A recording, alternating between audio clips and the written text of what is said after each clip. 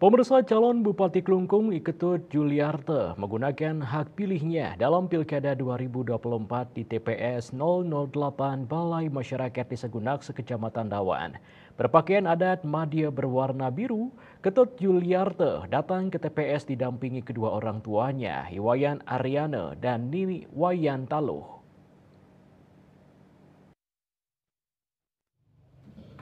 Sebelum mencoblos, politisi Partai Gerindra ini lebih dulu melakukan persembahyangan ke Pura Watu Klotok. Setelah itu dilanjutkan sembahyang di rumahnya di Banjar Nyamping, Desa Gunakse. Juliarte berharap Pilkada Klungkung dapat berjalan lancar. Ia pun menargetkan kemenangan di 3 kecamatan sesuai nomor urut yang didapat yakni 03. Soal hasil, Ketut Juliarte mengaku menyerahkannya kepada ide Sang Yang Widiwase karena selama pilkada dirinya sudah berjuang dan berbuat. Kita udah berjuang, tahapan sudah selesai kan, kita udah berjuang, sekarang serahkan kepada ide Sang Yang Widiwase. Wiat Nyana Denpos.